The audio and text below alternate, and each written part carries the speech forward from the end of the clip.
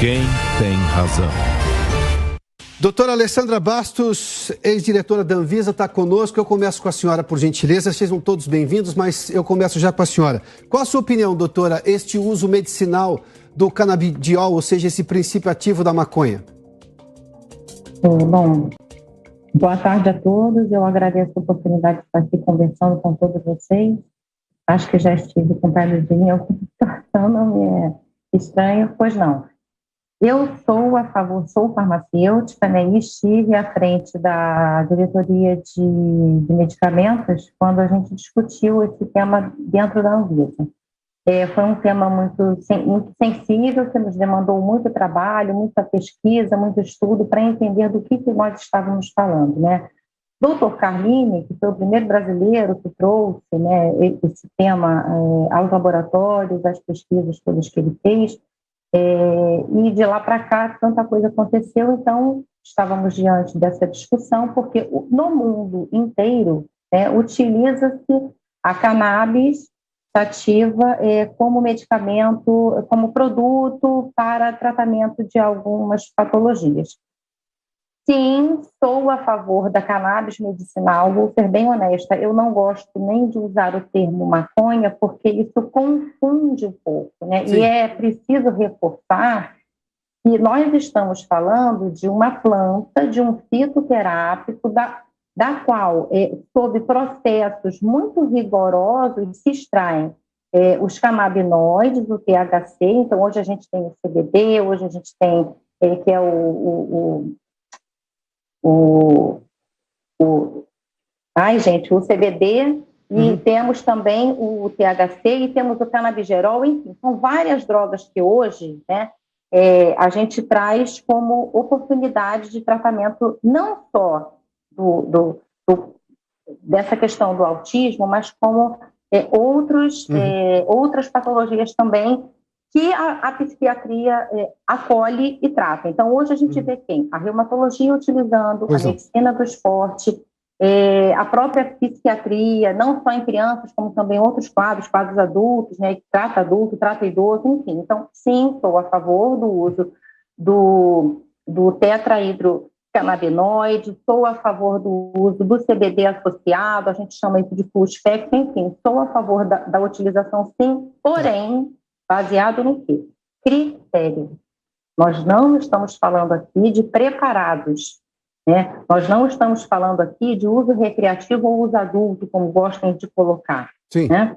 Estou falando aqui de produtos que têm, sim, a chancela da Anvisa, a chancela de vigilância sanitárias, que verificam todo o processo produtivo, verificam, inclusive, o processo do plantio. Pois não, doutor.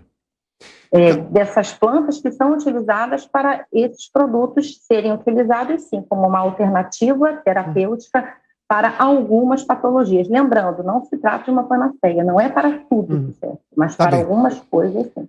Doutor, antes de tudo, muito obrigado por fazer exatamente essa separação criteriosa sobre o princípio ativo de um fitoterápico da planta.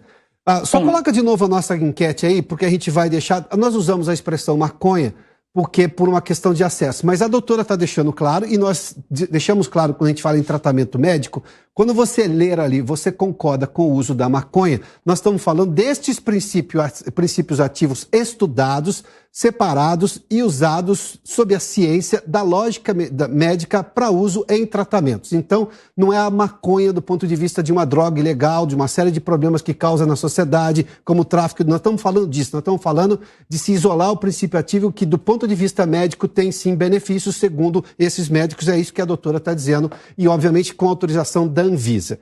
Então, a doutora Alessandra Bastos só faz essa observação, é exatamente esta pergunta também que nós estamos fazendo. Doutor Alexander Moreira Almeida, que é psiquiatra e também professor na Universidade de Juiz de Fora, qual a sua opinião, doutor, sobre este critério da medicina? O senhor é a favor do uso do princípio ativo desta planta, que também é conhecida como maconha, ou seja, da cannabis?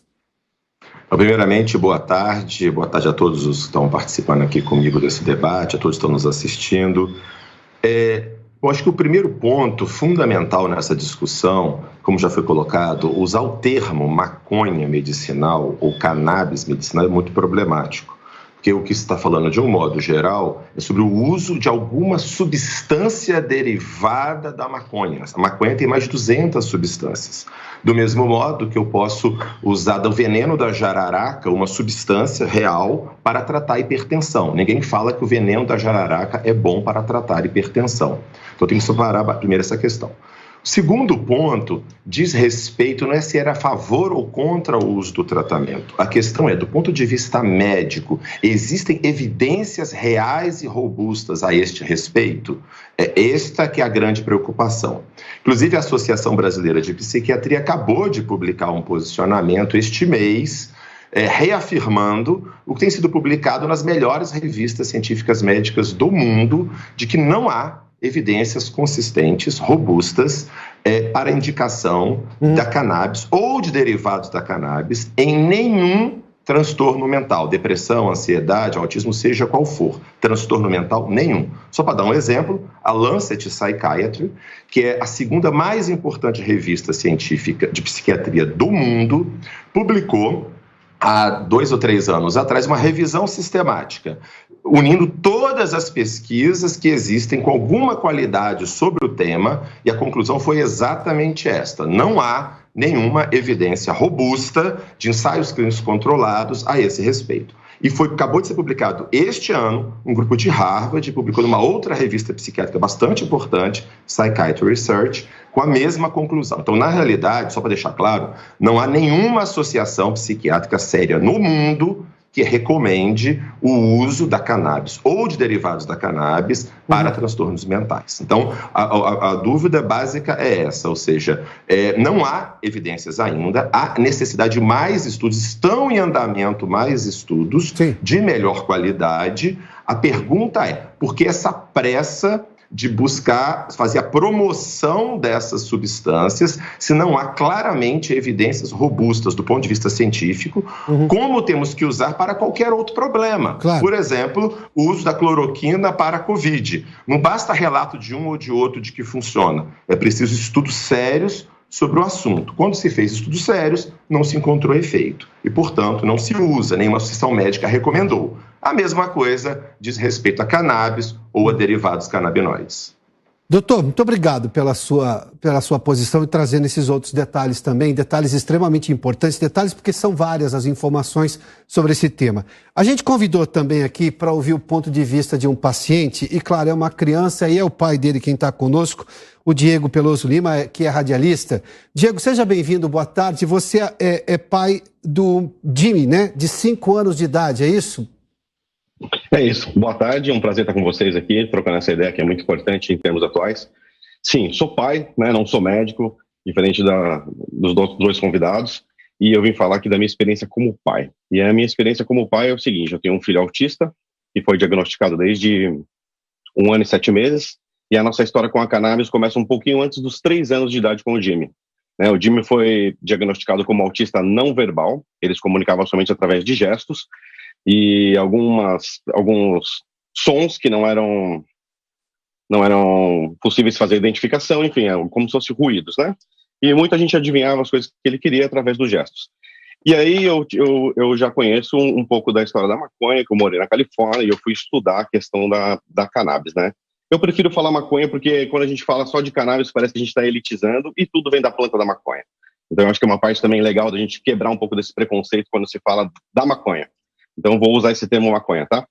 E aí, a nossa experiência com a maconha foi o seguinte: a gente começou a estudar muitos casos, muitos cases de sucesso, onde haviam alguns avanços, né? Talvez não sejam científicos, mas sejam comprovados pelos próprios pais e terapeutas. Então, a gente via muitos avanços na questão do tratamento dos sintomas do autismo. E aí, entre optar por uma medicação tradicional que já tem décadas de uso e que traz muito efeito colateral, a gente optou então em fazer um tratamento com a maconha, com o derivado da maconha, né? E aí uma coisa muito interessante foi que a partir do 18º dia que o meu filho começou a usar o cannabidiol, ele usava na época o CBD isolado, CBD que é um dos componentes, né? Ultra concentrado, ele começou a falar. E o detalhe foi que não é que ele começou a falar, a aprender a falar. Ele simplesmente começou a falar como se algo tivesse sido bloqueado na cabeça dele e, de repente, se desbloqueou. isso chamou muita atenção da gente. A gente ficou meio apavorado, porque ele começou a usar umas palavras elaboradas pela idade dele. E aí depois a gente foi entender que quando ele começou a falar, a gente entendeu que ele também já sabia ler. Então, em contato com os terapeutas e médicos responsáveis por ele, eles disseram não, ele já tem um repertório gigante de palavras que ele conhece, ele ouve e tal, só que ele não falava. Então, a partir de agora, ele fala. Diego, esse fato dele... Oi. Só para entender, ele não falava, mas então todo esse conhecimento estava represado. Depois do começo do tratamento, digamos, aí a coisa começou a sair. Ele começou a falar e, claro, com o vocabulário de um menino de 5 anos, de fato, é isso? O menino com a idade dele no momento. Isso, só que assim, ele não construiu frases muito grandes, porque ele nunca falou, né? Então ele sabia, a gente vê que a palavra dele, a pronúncia dele veio muito pronta para quem não sabia falar, ou para quem não falava. Então foi uma coisa que nos chamou a atenção. E isso transformou ele numa outra criança, porque a partir desse momento ele começou a falar e ele viu que ele era compreendido, havia uma troca de comunicação. Sim. Então ele começou a ficar uma criança muito mais tranquila. Isso trouxe uma consequência muito importante, que foi a qualidade no sono. O Jimmy é uma criança que dorme de 9 a 10 horas diárias, que é uma coisa meio rara para quem é autista. A gente sabe que o espectro são coisas gigantes, né? Cada um tem suas características, mas em geral tem uma certa dificuldade no sono. E ele tem um sono excelente, ele dorme de 9 a 10 horas, como eu disse, diárias. O que também refletiu no ambiente escolar. No ambiente escolar trouxe muito mais foco para ele, e ele está muito mais presente. Ele não é uma pessoa que fica... com um olhar vago, então ele está sempre muito mais aterrado. Esse é o termo que eu gosto de usar, né? Diego, a gente tem um vídeo do Jimmy aí, temos, né? Posso reproduzir esse vídeo, Diego, do seu filho? Até porque é bom para a gente mostrar exatamente qual é a situação do Jimmy nesse momento. Tem 5 anos de idade. Esse vídeo ele está com 5 anos, só para a gente deixar claro. Esse vídeo ele está com 4 anos, 4 anos. Antes de fazer 5 anos. Tá bom, vamos lá. Felipe, por gentileza, vamos reproduzir.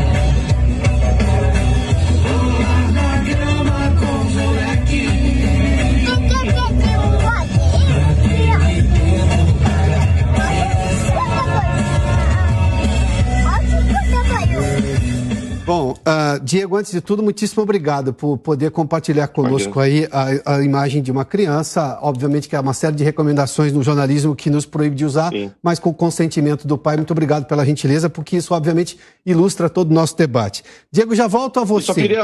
pois não. Poderia terminar. Então, eu queria terminar que a solução é essa. Então, tipo, uma criança que não falava e muitas vezes ficava ociosa, nervosa, porque não conseguia ser compreendido, nem mesmo através dos gestos, ou outra vez não é tudo que ele conseguiu através dos gestos. E, hoje eu vejo o meu filho falando, eu vejo meu filho uma criança feliz, tranquila, e que vive o dia inteiro cantando. Então, uma pessoa que nunca falou, passa o dia inteiro cantando, eu acho que eu, como pai, Diego, eu não preciso de uma evidência médica. Tá, doutor Alessandro, já volto a senhora, mas antes eu preciso ouvir o doutor Alexander novamente. Quando a gente vê, o senhor falou, obviamente, do desenvolvimento de substâncias e com estudos mais robustos, e óbvio, é exatamente isso que nós esperamos da ciência e da medicina para se, digamos, colocar aquele uso como convencional para os médicos, obviamente, na escolha dele poder recomendar e prescrever aquele medicamento.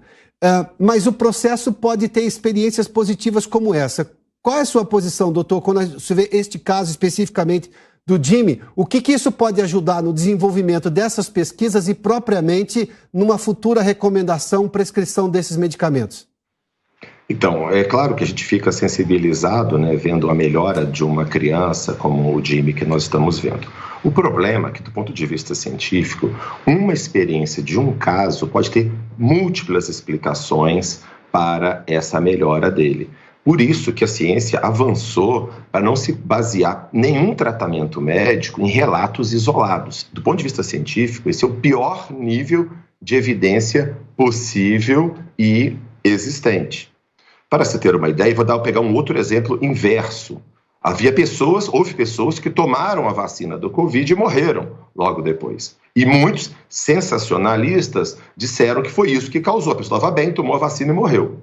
Só que, na realidade, depois foi se investigando, se percebeu que não era relacionado a isso e que, na realidade, não havia um aumento da mortalidade com a vacina do Covid. Então, a grande questão fundamental é: qualquer discussão médica séria sabe-se que não se pode se basear em relatos isolados, do mesmo modo tem pessoas que relatam que curaram de AIDS, tomando chá, indo na igreja, etc. A gente não vai basear cientificamente nisso. Agora, claro, esses relatos, como o do Jimmy, devem motivar pesquisas. A pergunta é: por que será que a indústria da cannabis, que é bilionária, uma das indústrias que mais cresce no mundo em termos de lucratividade, não realiza pesquisas de qualidade, ensaios clínicos randomizados, duplo cego, controlado, como se faz com qualquer medicação para, por exemplo, a cannabis, o canabidiol para o autismo? E se realizar e se demonstrar que funciona, é claro que nós vamos utilizar. Nós queremos tudo que faz efeito. Agora, seria falta de responsabilidade nossa, enquanto médicos, indicarmos um tratamento para os quais não se sabe bem nem a segurança, nem a eficácia. Por isso, volto a dizer, nenhuma associação médica séria que eu conheça, no Brasil ou no mundo, recomenda o uso de cannabis ou de qualquer derivado da cannabis para qualquer transtorno mental. E isso está embasado nas principais pesquisas das principais revistas do mundo. Doutora Alessandra, volta a senhora agora. Por que nós temos, então, medicamentos reconhecidos pela Anvisa se temos as associações médicas que ainda colocam, obviamente, um tempo para poder compreender e ter estudos robustos que façam com que essas mesmas associações vão lá e recomendem o uso da cannabis para uso medicinal? Adalberto, eu acolho o posicionamento do doutor Alexandre e ele fala em nome da Associação Brasileira de Psiquiatria. A Associação Pan-Americana de Medicina Canábica, que reúne não só psiquiatras, mas também médicos de outras especialidades, assim como outras associações, congregações médicas, elas se posicionam da seguinte maneira, e eu estou do lado desse posicionamento que eu vou colocar aqui agora. Assim como qualquer medicamento que está sendo investigado para qualquer síndrome ou patologia que seja, enfim, ele deve ser investigado de acordo com metodologias científicas, com certeza. A gente não pode usar um caso para basear todos os casos, concordo. E nisso há o quê? Critério, muita observação, muita cautela para que realmente sejam reunidos dados para confirmar o que está sendo dito e feito. Agora, quando a gente olha o mundo, né, e historicamente falando, tanto o uso do canabidiol, do canabigerol, do THC associado, que a gente chama de que são produtos full spectrum ou isolados, como for. Quando a gente começa a estudar o nosso sistema endocannabinoide, o que a gente assiste é, de fato, que uma grande mudança na vida dessas pessoas que têm muitas limitações em função dos seus problemas psiquiátricos e outros. Então, esse posicionamento da Associação Brasileira de Psiquiatria, eu entendo que haja cautela. E, de novo, o que eu reforço e defendo é o seguinte: não é todo produto, porque, lamentavelmente, e nisso eu compreendo que talvez o Brasil tenha tardado a pautar e a regulamentar o tema. Em função disso, muitos preparados, muitas empresas de má fé colocaram no mercado, oferecendo algumas associações, né, que abraçam e têm o seu papel, associações têm o seu papel social de acolhimento dessas famílias, dessas pessoas, com certeza. Agora, quando eu estou falando de um produto à base de cannabis, como foi o caso aprovado pela agência, essa norma está em revisão. Por quê? Para o próximo ciclo, o que nós esperamos é que as empresas, pelo menos as que já estão aqui no Brasil trabalhando, elas tragam o quê? As pesquisas que o doutor Alexandre colocam. Sim. E tenho muita alegria em dizer que o Brasil hoje é o primeiro do ranking nesses estudos. Então, dizer que não há estudos sérios, dizer que talvez seja desconsiderar todo o empenho de outras classes médicas, de muitas universidades, trabalhos sérios. Eu não estou aqui julgando o mercado é bilionário, ou, enfim, eu acho que não é isso que a gente está conversando aqui. Né? Por que não investe em pesquisa clínica? Concordo. Então, que se invista. E há, sim, muitas empresas que hoje, diante de uma necessidade de uma prova científica, estão se posicionando desta forma. A regra da Anvisa está esse ano sendo revisada justamente o quê? Nesse sentido, não para baixar a régua. As coisas não podem ser confundidas. Um produto que é feito em casa, eu não sei o que tem ali, eu não sei o que contém, eu não sei o que tem. Então, isso tem que ter uma grande distinção. Né? Qualidade, segurança e eficácia, a gente comprova como? Com estudo clínico. Claro. Agora, produtos à base de cannabis que são verificados pela Anvisa, eles têm sim. A gente tem minimamente o quê? A qualidade assegurada e o quê? E aí, doutor Alexandre, e todos que nos assistem, a partir disso nós teremos o quê? Dados suficientes para embasar esses posicionamentos. Mas não vejo como descartar relatos como o pai do Jimmy, relatos como muitas famílias como as recebia, e relatos de médicos, profissionais da saúde, né, não só da psiquiatria, como outras especialidades, pois não, doutora. que sim, tem sucesso com o tratamento desses produtos, com a utilização desses produtos. Diego, eu vou lhe fazer uma pergunta de pai para pai aqui, e obviamente que muitos pais vão se reconhecer na pergunta também. É claro que um pai, quando vê a situação de um filho, fica desesperado para tentar buscar uma solução. E você está ouvindo dois argumentos aqui de dois profissionais técnicos, dois profissionais da área de saúde gabaritados. Você em algum momento sentiu receio lá atrás? Claro, hoje você tem uma experiência positiva que conta, obviamente, em algum estudo para no futuro ter uma liberação maior. Mas você lá atrás não teve uma preocupação de que se o seu filho realmente seria beneficiado com uma substância que ainda estava em estudo? Sim, não só eu como a minha família, né? E principalmente a minha esposa.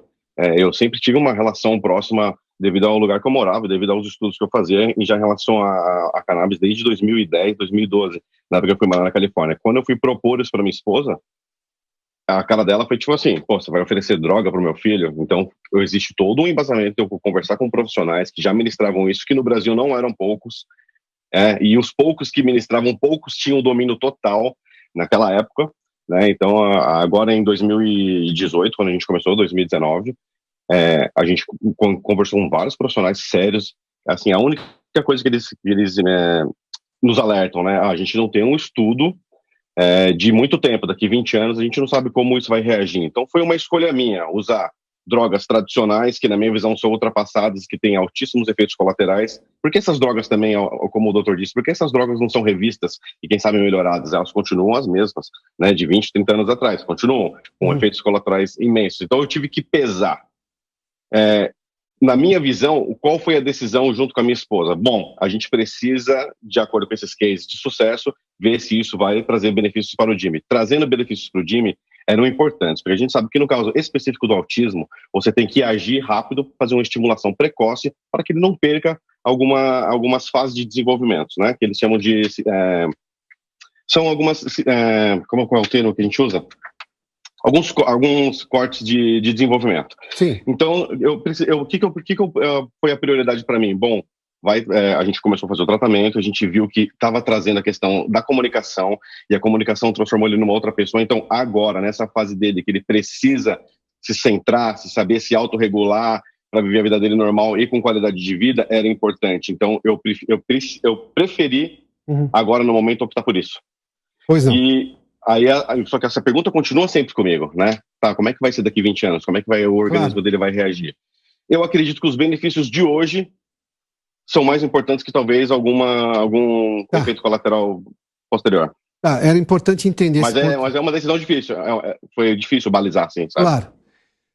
Doutor Alexander, eu tenho mais um minuto para o senhor, por gentileza, para suas considerações finais. Vou ouvir também a doutora Alessandra. Por gentileza, doutor Alexander. Tá, ok. Só algumas questões rápidas, então. Primeiro, retomo, não há nenhuma associação médica séria no planeta recomendando o uso do canabinoide. Associação Americana de Psiquiatria, Associação Americana Britânica, Alemã, Brasileira, nenhuma no planeta recomendando. Existem associações específicas não ligadas a associações médicas convencionais, primeiro. Segundo, o problema não é tanto purificação do canabidiol, que é um problema também, mas antes disso tem que mostrar que ele funciona, que ele é eficaz. É esse o grande desafio.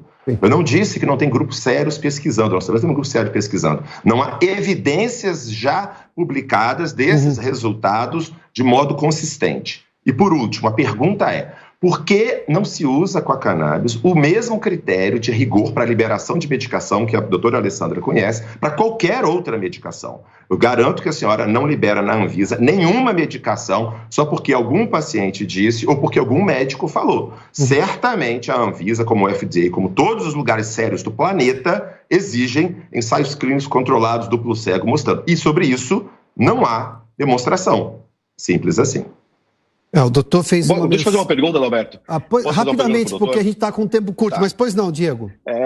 Não havendo assim, então por que o FDA, que é um órgão super sério, e a Anvisa também é um órgão super sério, autoriza que traga esse tipo de medicamento e seja usado? Pois não, doutor Alexander, por gentileza, rápido se o senhor puder. Que eu saiba, o FDA não autoriza o uso de canabinoides para autismo. Eu acho que não está recomendado pelo FDA. Então, eu uso um produto americano que é autorizado pelo FDA. Eu tenho para outras indicações, muitas vezes. Há uma discussão séria. A pergunta é: qual é a evidência científica séria sobre isso, sobre a eficácia disso? Não há, é simples assim. Não tem.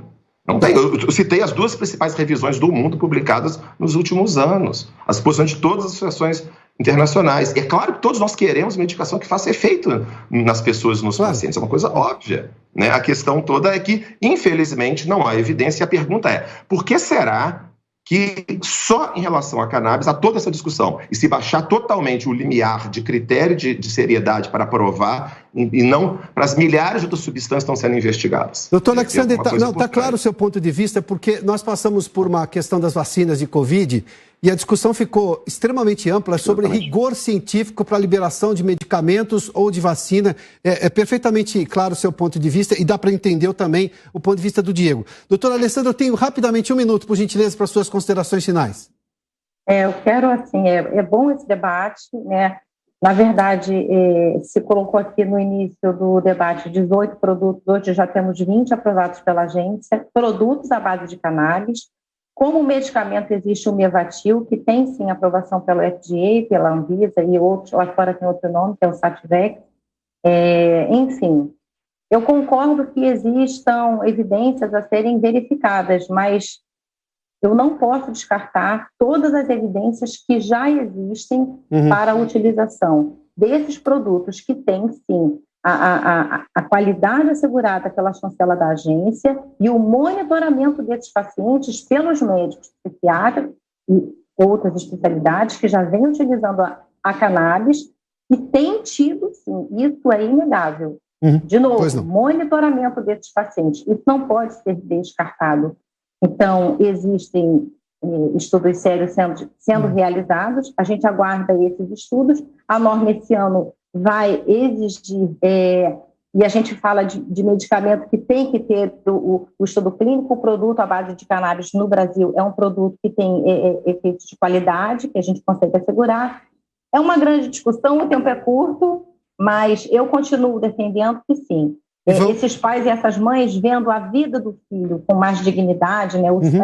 As pessoas que utilizam e os médicos que acompanham, eu acho que isso tudo nos dá muita tranquilidade para, sim, exigir qualidade, mas seguir com o monitoramento. Isso é importante. Doutora Alessandra, doutor Alexander e Diego, eu quero agradecer pela presença de vocês aqui nesse debate, mas também por nos ajudar a colocar este debate na prateleira de cima, com cada ponto de vista e argumento extremamente bem defendido e justificado aqui. Muitíssimo obrigado, boa tarde a todos.